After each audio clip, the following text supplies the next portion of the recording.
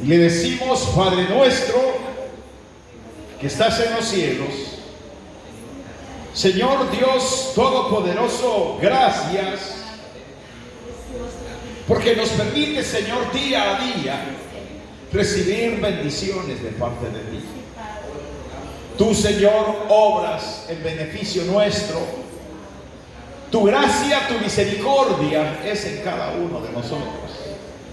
En esta noche, Señor, te pedimos en gran manera que esa misericordia sea extendida, Señor, hacia mi hermano Manuel, hacia mi hermana Amanda.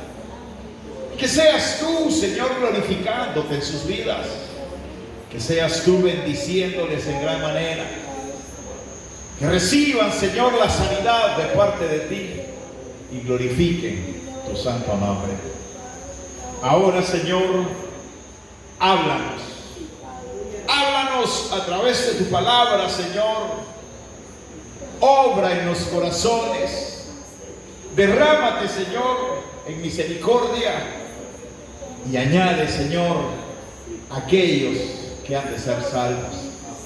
Sea en sala, Señor, sea a través de las páginas sociales. Seas tú glorificándote, Señor, a través de tu palabra. Tocando los corazones, Señor, te conozcan a ti, el único Dios verdadero. Quédate con nosotros, que tu Santo Espíritu fluya, tu nombre sea exaltado por siempre. Gracias, bendito Dios. Amén. Y amén. Gloria a Dios. Primera epístola universal de San Juan Apóstol. Leemos los primeros 4 versos. Y dice la palabra del Señor: lo que era desde el principio, lo que hemos oído, lo que hemos visto con nuestros ojos, lo que hemos contemplado y palparon nuestras manos tocante al verbo de vida, porque la vida fue manifestada y la hemos visto y testificamos y os anunciamos la vida eterna, la cual estaba con el Padre y se nos manifestó. Lo que hemos visto y oído, eso os anunciamos, para que también vosotros tengáis comunión con nosotros, y nuestra comunión verdaderamente es con el Padre y con su Hijo Jesucristo. Estas cosas os escribimos para que vuestro gozo sea cumplido. Amén. Pueden tomar sus asientos. Como repito, hoy vamos a comenzar a estudiar esta primera epístola universal del apóstol San Juan, que trae un contenido bien grande de bendiciones para nuestra vida. Algunos eruditos bíblicos manifestaron o manifiestan que las epístolas de Juan fueron los últimos libros que se escribieron en la Biblia. O sea, las 3 epístolas del apóstol Juan fueron los últimos libros que se escribieron.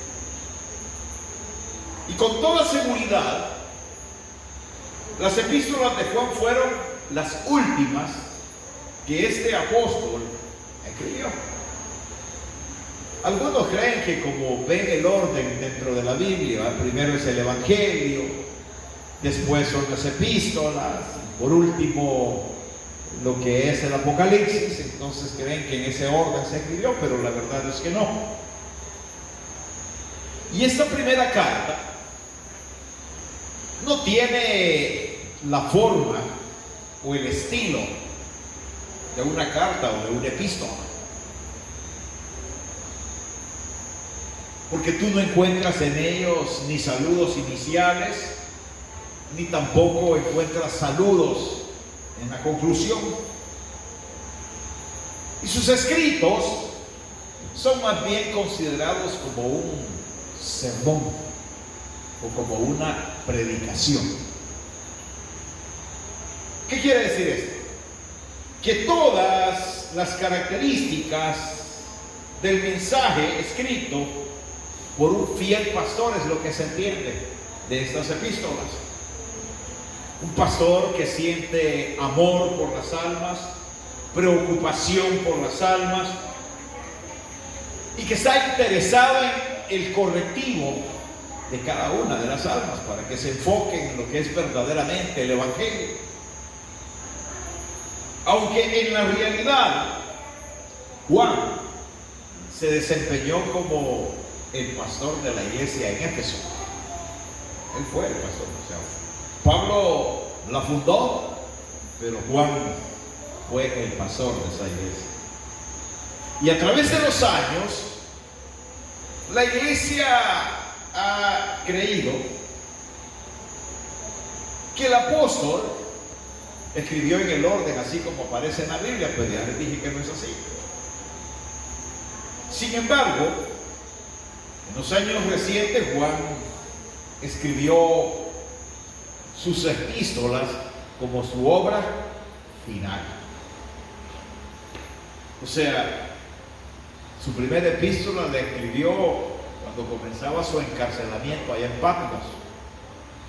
Ahí escribió Juan esta epístola. Y pasó años encerrado en Patmos por predicar el Evangelio.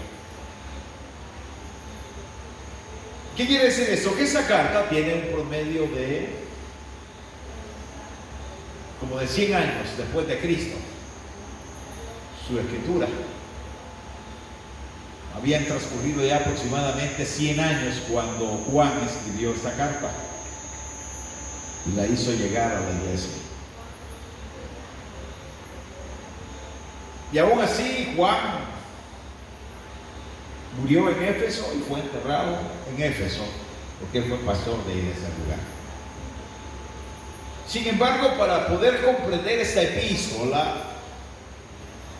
es necesario que nosotros conozcamos ciertos detalles sobre la ciudad de Éfeso, donde Juan pastoreó. Porque hubieron 4 factores que ya van a ver que esto que vamos a platicar ahorita como que le da un revés a la iglesia católica y fuerte y le quita a uno un montón de vendas de los ojos. 4 factores que predominaron en Éfeso y por todo el mundo romano. El primero es que había una familiaridad natural con el cristianismo. O sea, muchos de los creyentes eran hijos y nietos de los primeros cristianos de la iglesia antigua. Sin embargo, a 100 años de la escritura de esta epístola, ya fundada la iglesia en Éfeso, empiezan a darse las primeras herejías. Imagínense, no se había transcurrido mucho tiempo de la muerte de Cristo y del nacimiento y muerte de Cristo. Ya estaban las primeras herejías. O sea, Satanás no pierde tiempo para querer introducir dentro de la iglesia acciones y cosas que contradigan lo que es verdaderamente el Evangelio. Y lo más curioso de esto, ya se nos ha dicho muchas veces, que las herejías no vienen de afuera para acá, sino que de aquí mismo salen los herejes.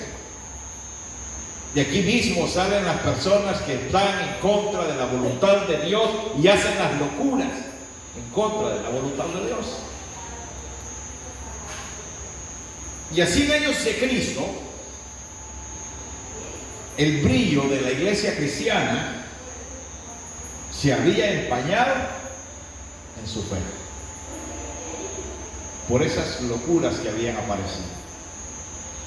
Un segundo factor era las elevadas normas que el cristianismo había hecho, normas que hacía a las personas diferentes. Mire que eso es interesante. Tal vez usted puede meditar en su vida, no medite en la de los demás, no en la suya. Pero cuando usted llegó al Evangelio, usted llegó en bruto.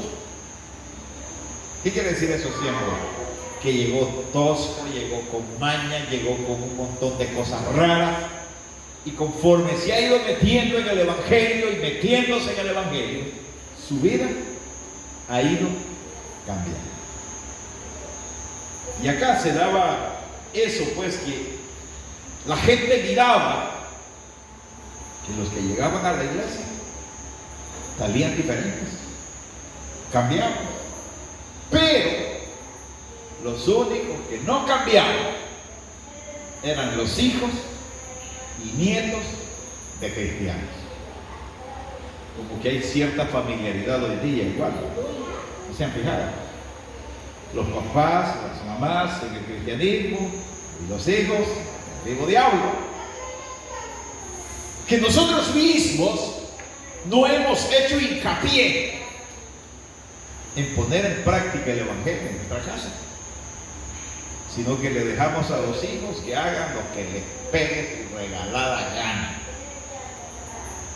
Y los más peligrosos son los hijos de pastores, los hijos de ministros, que ellos creen de que como papá es pastor, mamá es servidora de la iglesia, entonces ellos ya se ganaron el cielo. Y esto no es por herencia, señores. Esto es una entrega suya delante de Dios. Esto es personal entre usted y Dios. O sea que los únicos que no quisieron ser diferentes eran los hijos de cristianos. Ahora aquí viene algo bien interesante, el tercer detalle, el tercer factor que se daba en Éfeso. Que la persecución que vivió la iglesia en aquel tiempo no fue enemiga del cristianismo. O sea, si la iglesia sufría algunas consecuencias, no era por culpa de que, ay, es que están persiguiendo a la iglesia y ahora ¿qué voy a hacer? ¿Quién podrá ayudarme? Si usted lee el libro de los Hechos, entre más perseguían a la iglesia, ellos más se metían. No había pretexto para ellos no hacer la obra de Dios. Y ahora, lindo los cristianos de hoy. Cualquier cosa les impide estar en la presencia del Señor. O sea que en esa época, a pesar de que la iglesia vivía persecución, sufría persecución, el peligro para la iglesia no era la persecución exterior, o sea, los que andaban detrás de los cristianos para matar, no, eso no lo detenía nada. El peligro de la iglesia fue la seducción interior, lo que se da internamente, cuando usted se rebela, cuando usted está en descontento y empieza a inventarse un montón de cosas en contra del Evangelio, en contra de Dios, en contra de los pastores, en contra de los servidores, en contra del medio mundo. Eso es lo que afecta y contamina a la iglesia, y de ahí empiezan las herejías. Y Cristo habló al respecto contra eso, porque se levantaron personas que querían introducir en medio de la iglesia dogmas humanos, acciones humanas, cosas que desviaban la ruta de la iglesia. ¿No se acuerdan ustedes con los Gálatas? Ya vamos a estudiar el libro de los Gálatas también, no se preocupen. Pero Pablo le dice a los Gálatas: oh Gálatas insensatos, tan pronto yo me he retirado de ustedes y ustedes ya empezaron a hacer cosas raras y a seguir cosas o seguir mandamientos o seguir dogmas que no son de la vida cristiana, de la vida espiritual. Y en Éfeso también se daba lo mismo. Ahora vea esto, el cuarto factor, que fue el verdadero enemigo del cristianismo, Se dice que la iglesia católica es la iglesia más antigua, pero es una vil mentira. La iglesia más antigua es la de los gnósticos, porque ellos salieron, creían en Jesús, creían en Él, aceptaban su deidad, pero negaban su humanidad. Y entonces ellos empezaron a introducir un montón de cosas de las cuales la Iglesia Católica ha agarrado la mayor parte. No sé si ustedes han oído hablar de los masones. Todos los papas son masones y siguen el mismo ritual y las mismas cosas del gnosticismo. Y por eso es que usted va a ver a la iglesia completamente fuera de los dejaron todos torcidos siempre, porque ellos desviaron la ruta y siguieron la secuencia del gnosticismo, no la de Pedro. Y si hubieran seguido a Pedro, Pedro los hubiera mandado de nuevo donde Pablo, porque la cabeza de la iglesia gentil es Pablo, no es Pedro, y la cabeza de la iglesia judía es Pedro. Sin embargo, estos vinieron, ¿cómo le diría?, con una filosofía básica para el Imperio Romano. Y ellos aceptan a Jesús en su deidad, pero no lo aceptan en su humanidad. Ahora, para que nosotros vayamos comprendiendo este libro, que es muy precioso, por cierto, hoy iniciamos con temas en donde el Señor nos manda a que nosotros tengamos una relación de compañerismo con Dios. O sea, que nos vayamos quitando esas locuras de que, como yo tengo privilegio, es que yo soy servidor y entonces el resto del pueblo lo veo hacia abajo. Pues que usted tenga un privilegio, debiera de sentirse orgulloso, sí, pero de servirle a Dios y de servirle al pueblo, pero no para que se infle como sapo y empiece a creer que usted es más que los demás, porque no le sirve de nada. Cristo dijo: el que quiera ser grande, que sirva. Y él dio el ejemplo. Agarró a aquellos indios de judíos, a los 12 apóstoles, los sentó en un espacio y a cada uno empezó a lavarle los pies. Se pueden imaginar en sandalias y a ver desde qué hora andaban caminando los ingratos, todos sudados, las patas lodosas. Y el Señor a cada uno le empezó a lavar los pies. No es que Él está introduciendo el lavacro, esa es una locura, ¿verdad? No ha mandado eso, a que nosotros le estemos lavando los pies a los demás, pero Él dio una muestra de humildad, de relación de humildad para con los demás, relación que nosotros debiésemos de ir practicando cada día.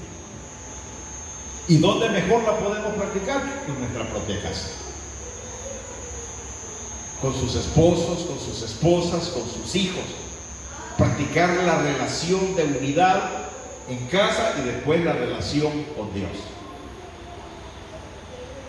O sea, Juan escribió esta primera epístola para contrarrestar lo que era la primera herejía que se presentaba 100 años después de fundada la iglesia del Señor, o de la presencia del Señor en la tierra.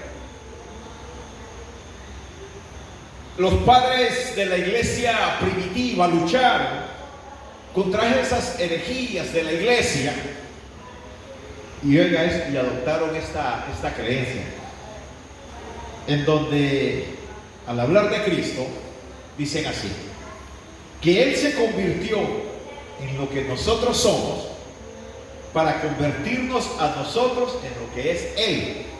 No sé si me lo entienden. Cristo se convierte en lo que nosotros somos para convertirnos a nosotros Él en lo que Él es. O sea, Cristo descendió de su lugar de gloria donde Él estaba para venir a la tierra, tomar figura de hombre y subir a una cruz, haciéndose pecador, nosotros, haciéndose maldito, nosotros, que todo eso era. Y Él se hace como pecador o maldito para subir a la cruz y pagar el precio por cada uno de nosotros, para que nosotros seamos libertos de toda maldición. Por eso que ya no hay maldiciones para la iglesia. Cuando yo oigo a alguien maldiciendo a otro, no ha entendido libre todavía lo que es, porque ya no cargan las maldiciones para nosotros. Cristo las tomó en la cruz del Calvario. Ya no hay más paga por el pecado. Cristo lo hizo todo en la cruz del Calvario. Y es por ello que nosotros tenemos la firme convicción de que Cristo es la razón de ser de nuestra existencia. Y si nosotros estamos en Cristo y nos abrazamos a Cristo y nos pegamos a Cristo, nuestra vida va de victoria en victoria. Pero si yo empiezo a creer que soy más que los demás y que es Cristo el que tiene que humillarse delante de ya estoy frito. Porque ¿quién es el único que puede darnos la victoria? Cristo. Hoy queremos iniciar con este tema que hemos denominado mejoremos nuestras relaciones con el Señor. Y Juan comienza exponiendo las principales características del Evangelio. Para Juan, el haber vivido con el Señor, el haber visto todas esas acciones cara a cara con Él, le daban o le confirmaban la veracidad del Evangelio. Muchos dicen hoy día, si yo hubiera estado en la época de los judíos y haber visto los milagros que el Señor hizo, yo me hubiera convertido al Señor y sería fiel a Él. No seguiría siendo el mismo diablo. Porque los milagros no te hacen creyente. Si no, mire cuántos milagros realizó Cristo. Él propiamente, cara a cara con la persona necesitada. ¿Y cuántos se convirtieron al Señor? Los mismos que recibieron los milagros eran los mismos que estaban pidiendo su cabeza. Pero tenemos el concepto. Si yo hubiese vivido la experiencia de Moisés al ver el mar rojo partido, hubiese seguido siendo el mismo diablo de siempre. Que para poder llegar a Cristo necesitamos nosotros abrir el corazón al Señor, no al milagro, sino a quien ejecutó el milagro, para que Él pueda penetrar en nuestro corazón, limpiarnos, purificarnos, bendecirnos y hacer de nosotros una nueva criatura. Pero para Juan, el haber vivido esas experiencias le confirmaban la veracidad del mensaje del Evangelio. Las promesas de la Biblia que con toda seguridad, con toda confianza garantizaban la verdad total de Cristo.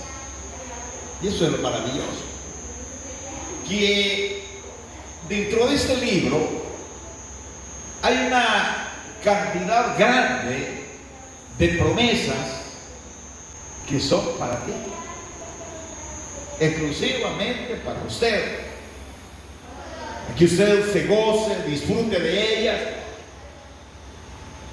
y se dé cuenta que al final usted estará con Cristo en la eternidad y se gozará con el Señor para siempre.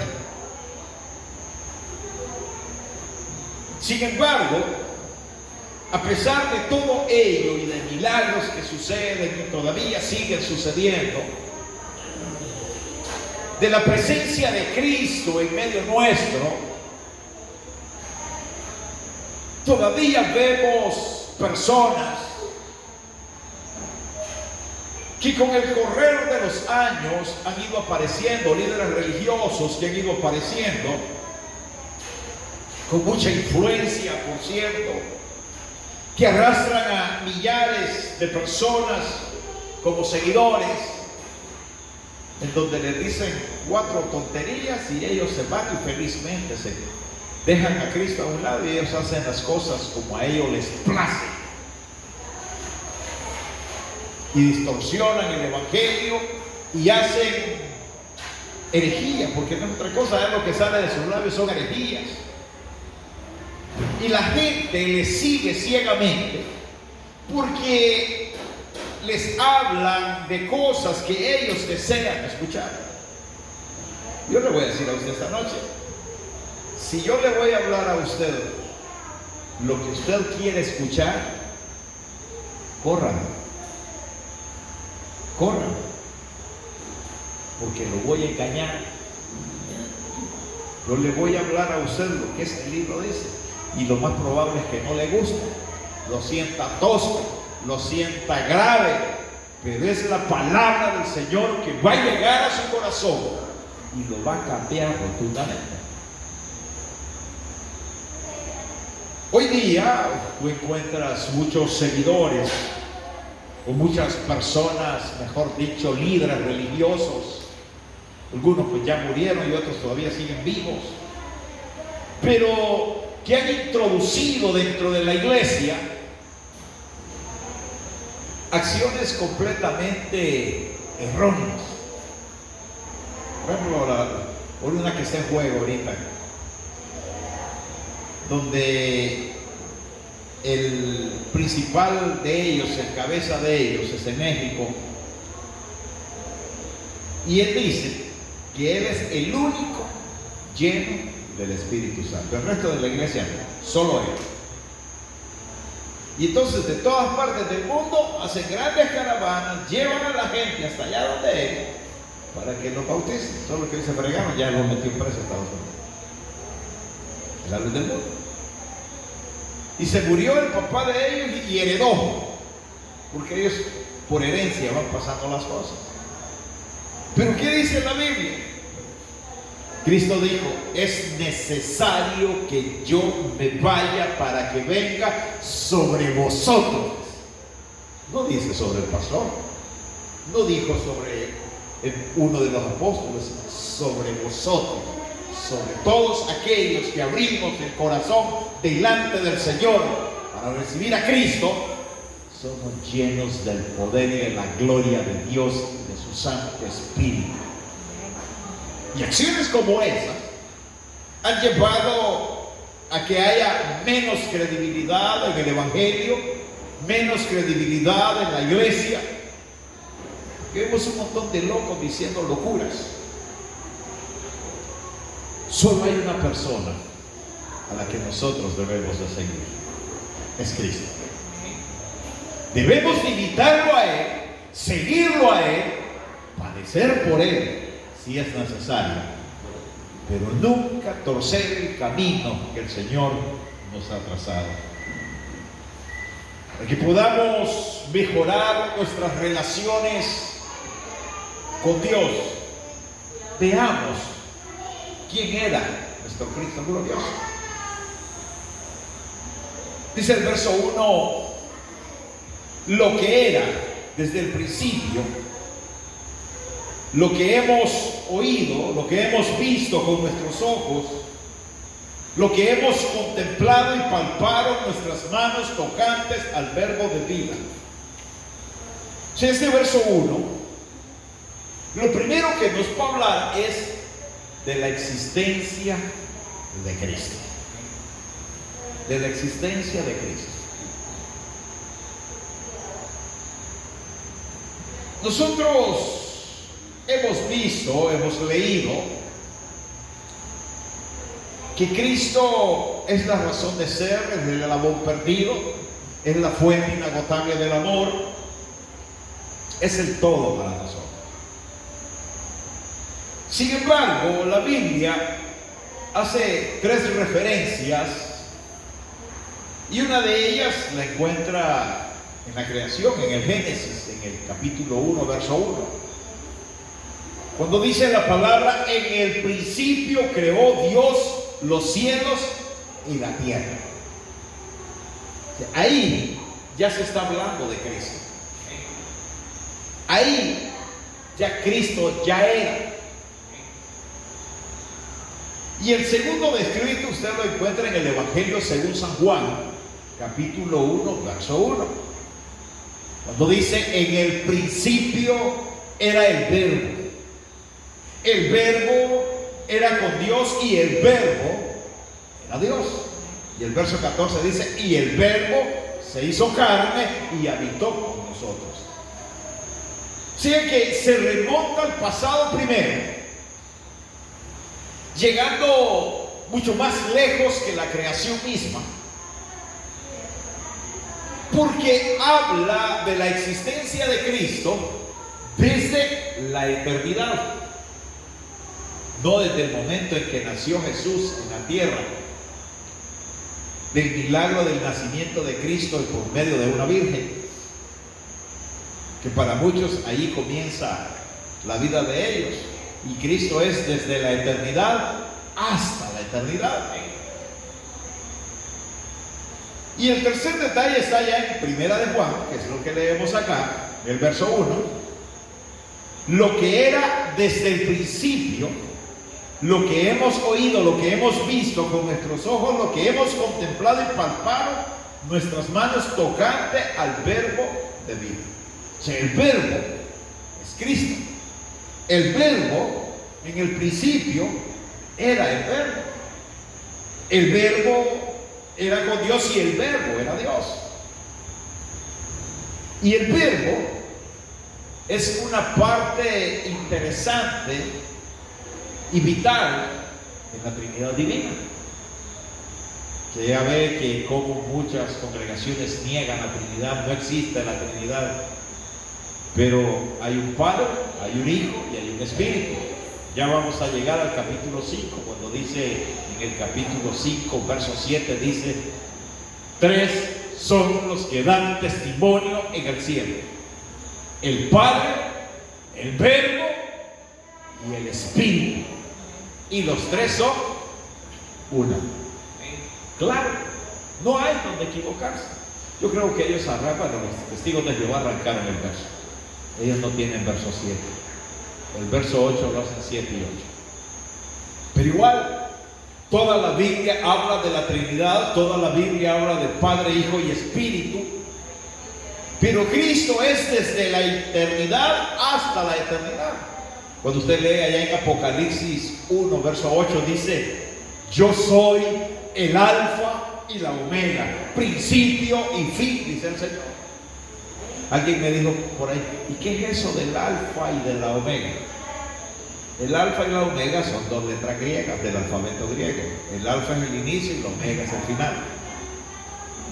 Por eso es que él dice acá: el principio y el fin, dice el Señor, el que es y el que era y el que ha de venir, el Todopoderoso. Su existencia es desde la eternidad, o sea que nosotros estamos creyendo en un Dios, en un Cristo glorioso, que no nació ayer, ya era. Y eso debe de fortalecer nuestra fe, que nuestra confianza no está puesta en un muerto. Sé que todavía lo anda colgando, arranca esa cosa, se va a caer, porque anda un muerto ahí. Nuestro Cristo vive y vive para siempre, y derrama misericordia sobre aquellos que le buscan en espíritu y en verdad.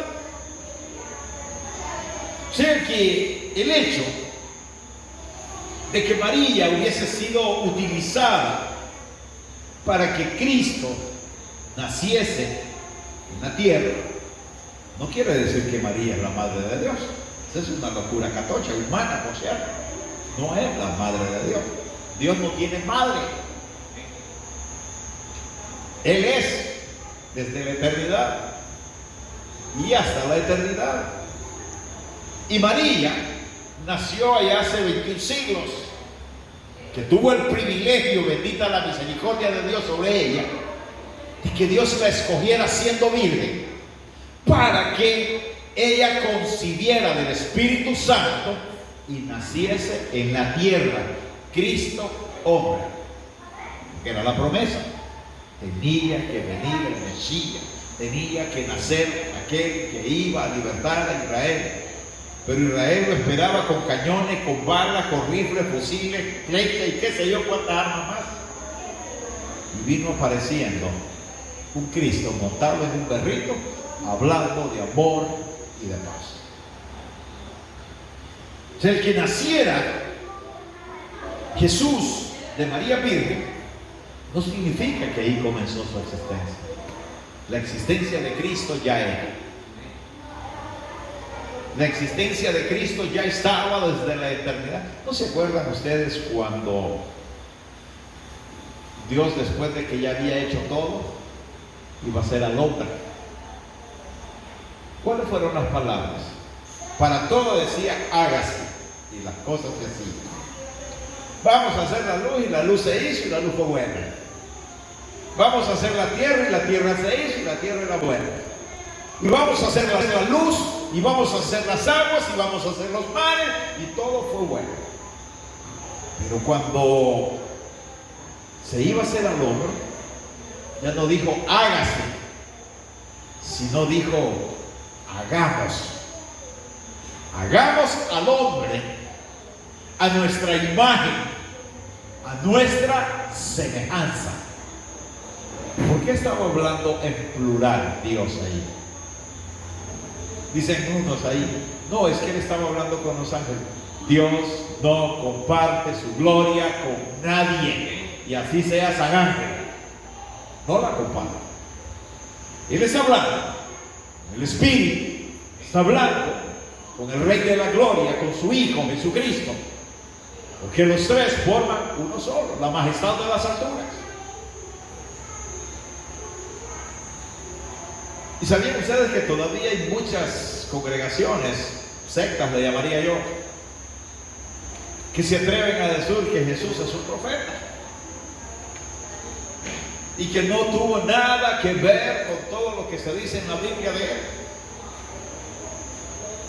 Cuando tú lees la Biblia, tú encuentras referencia de todo ello, desde el inicio hasta el final.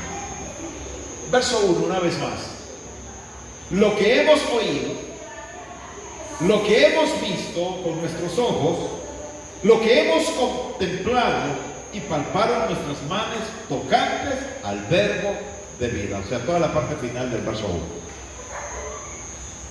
O sea, aquí se habla del deseo de Dios hacia nosotros. Primero su existencia, ahora el deseo de Dios hacia nosotros, para que nosotros, al conocerlo, nos relacionemos mejor con Él. Y el deseo de Dios es salvar a la humanidad en general. Pero para poder salvar a la humanidad debe de conocerlo tal y como Él es. No lo que nos figuramos. Por ejemplo, cuando yo he hecho preguntas a una cristiana, para usted, ¿quién es Cristo? El que sana, el que provee, el que da. Porque siempre andamos pensando en lo material. Pero no hablamos de Cristo, de todo el ser que es con relación a su poder y su gloria, cómo Cristo se derrama en misericordia sobre su vida, cómo Cristo ha hecho de usted una mujer, un hombre de valor, de tal manera que lo encontró inutilizado y ahora es una persona poderosa. Ahí lo conocemos a Cristo. Siempre lo hacemos chiquito, siempre lo hacemos de nada. Pero la muerte de Cristo fue para lograr precisamente ese fin, que la humanidad recibiese salvación y vida eterna. Ahora vea esto. Conocer a Cristo significa abrirle la puerta de nuestro corazón para que Él more en nosotros. Es pedirle perdón por todos nuestros pecados y llevar una relación personal con Él. Ahora, yo pregunto, ¿así es como usted conoce a Cristo? ¿Que ya usted se dio cuenta que era un don nadie? Y ahora Cristo le dio un nombre, le dio un espacio, le dio un lugar y tiene una esperanza, una promesa que va a estar con Cristo por la eternidad. ¿Así lo conocen? ¿Aló? ¿Así lo conocen? No, no lo conoce así. Porque si lo conociera así, fuera obediente, fuera entregado, fuera dispuesto hacia Él, y nadie le haría cambiar la dirección que Cristo ha puesto en su corazón. Nadie. ¿Por qué? Porque usted sabe que Cristo lo tiene todo. Porque sabe que Cristo es su victoria. Porque sabe que Cristo, Él se sacrificó por usted para darle a usted lo que usted es y más todavía. O sea, conocer a Jesús no es hablar de Él, eso es conocer a Cristo. Yo conozco personas que hablan de Cristo como que fuera hijo. Cualquiera que lo vea diría: este va para el cielo, es un vivo diablo. Es más, Satanás, que el Señor lo reprenda, conoce la Biblia de palmo a palmo y él ya está condenado. Y así como Satanás, hay mucha gente que ha leído, sí, pero ha leído y le ha pasado en línea recta, de un oído al otro todo lo que la Biblia dice, de un ojo al otro todo lo que la Biblia dice, porque el corazón no le llega. Y aún dentro de las iglesias usted va a encontrar personas que tienen años de ser cristianos, entre comillas, y sus vidas no cambian. Siguen siendo los mismos negativos, siguen siendo las mismas personas nefastas. No hay un abrir de corazón para el Señor, no hay una entrega para el Señor, no quieren servir al Señor como debe de ser, y cada cosa siempre es un pretexto. Que aunque ellos se pongan el título de cristianos, ellos saben que no lo son. Conocer a Cristo es tener una relación personal con Él. Eso es conocer. Si a ustedes les preguntan: ¿conoce usted a su hijo? Inmediatamente sí. Y aunque usted quiera apuntarle micos y pericos para ponerlo como una estrella, usted sabe que su hijo es su hijo y conoce de qué pata cojea. Y si le preguntan al hijo quién es su tata, también lo conoce, porque hay relación entre ambos. Diferentes con aquellos papás que solo llegaron, pusieron el huevo y se fueron. Eso es lógico, que no van a conocer quién es su hijo. Nunca tuvieron ¿qué le diría? La hombría de acercarse y decirle: hijo, yo fui el precursor de tu vida y aquí estoy para corregir. No lo hacen. Pero nosotros, que Cristo nos amó desde antes de la fundación del mundo, desde antes que el mundo fuese hecho, Él ya nos había amado y nos había inscrito en el libro de la vida. Él nos conoce a nosotros, pero nosotros a Él, Dios, estamos a años luz distantes de conocer a Cristo como verdaderamente debe de ser conocido. Pero yo quiero decirte algo esta noche. Cristo está cerca de ti. Cristo está accesible para ti. Cristo, su deseo siempre es bendecirte a ti, darte todo aquello que tú necesitas sin necesidad de que se lo pidas. Lo único que tienes que hacer es relacionarte con Él, abrazarlo, bendecirlo siempre, honrarlo. Y el Señor derramará su misericordia sobre tu vida todos los días de tu existencia. Verso 3, ya para ir finalizando. Lo que hemos visto y oído, eso es lo que anunciamos, para que también vosotros tengáis comunión con nosotros, y nuestra comunión verdaderamente es con el Padre y con su Hijo Jesucristo. O sea, acá hablamos de mejorar nuestra relación. Ya vimos su existencia, ya se nos mostró Él tal como Él es para que lo conozcamos. Ahora pongamos en práctica esa relación. Ya les dije, Jesús es parte de la Trinidad divina. Ya vieron que Satanás, y que el Señor lo reprende una vez más, él copia todo lo que está en la Biblia.